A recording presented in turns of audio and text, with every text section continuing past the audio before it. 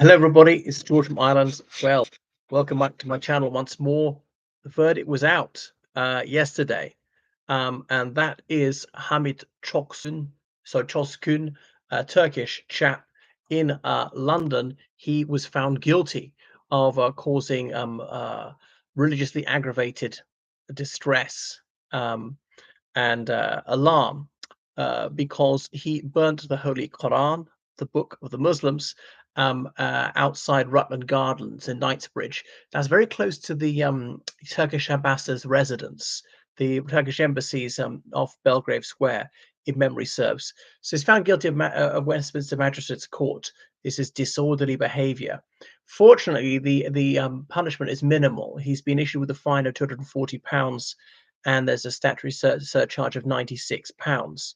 But that being so, was it worth pursuing the case at all? So the judge says that Mr. Çoskun hates Islam and its followers. Now, we can't legislate for emotions. Does he hate Islam? I don't know. He might do. It's not unlikely that he does. To hate his followers, I'm more worried about that, because obviously every religion is a group of beliefs and a set of practices to which people are going to respond emotionally. Goodness. So he's half Armenian, half Kurdish. Now, the Kurds are Sunni Muslims, almost to a man. The Armenians have got their own autocephalous church. Don't know which religion who's brought up in, but he said it's the religion of terrorists. Now, obviously, they're terrorists of all religion and those of no religion. So I deprecate what he did. It was unpalatable. I'm, not against common courtesy. I think it's sometimes right to be rude to people and to express your opinions forthrightly.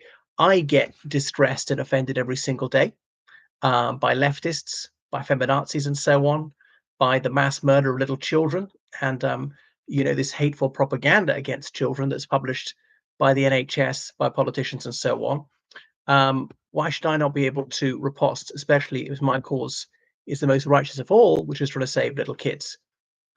Anyway, what I object to what he did is that it was a fire risk in public. Could have accidentally dropped the book, set fire to his own clothes or some litter, paper, or anything like that. So, was it provocative what he's doing? I think it was, but I don't think it should be illegal. The provocative action causing alarm and distress. Tough. You see, the two-tier policing is enforced against him because it's a politically correct thing for the PCs to pursue. Now, Çoskun, he takes exception to the government of Turkey, led by President Recep Tayyip Erdogan. Erdogan, who's governed that country as prime minister and later on as president since 2002.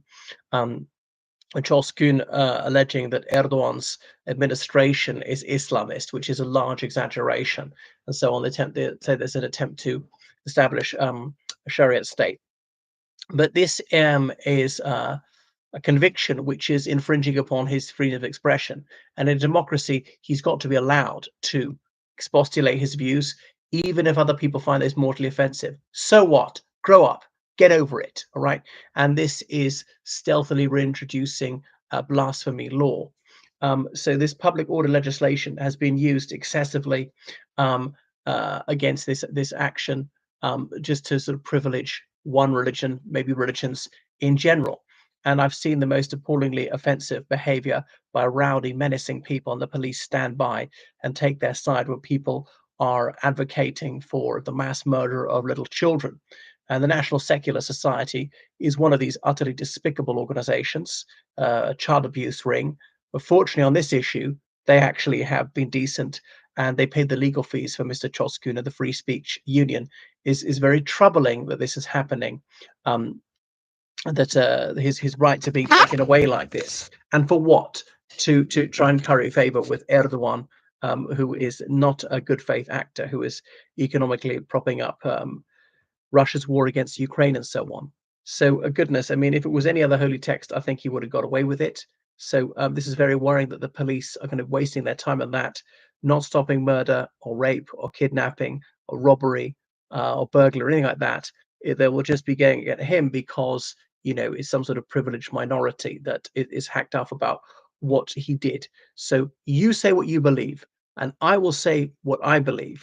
The only thing I would draw the line, obviously, incitement to violence.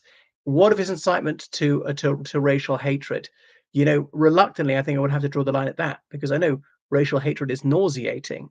Um, but because I'm almost a free speech fundamentalist, I wonder whether even that should be allowed because we're allowed anti-racist speech. Good, that's what I would say. Should we allow the other side of the coin?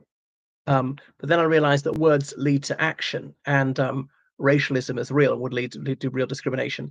How about incitement to religious hatred? And the trouble is that religion and race sometimes overlap.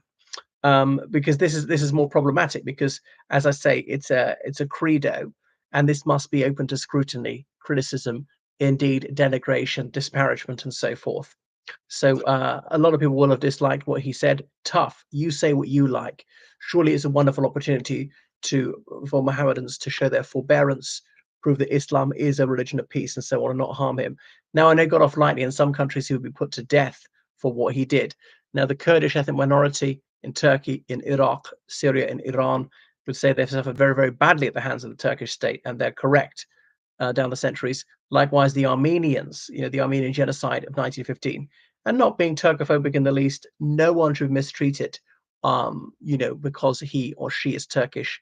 There are admirable things about Turkey too, all right, not least the cuisine. But that is a historic fact. Nobody in Turkey alive today is responsible for that.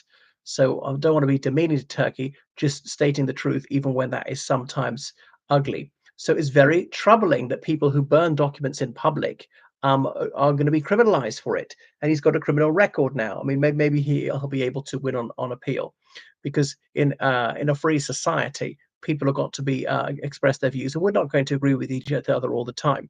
Even though I disapprove of what he did, and I thought that was needlessly offensive, I wouldn't question his moral right to do it. I mean, I know what the law says. What do you think? Anyway, thank you for subscribing to my channel. Make sure you subscribe on Patreon. Donate PayPal, georgecallan79@gmail.com.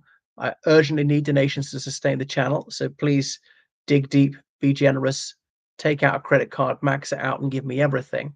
Yeah, and okay, so do what you can to uphold free expression.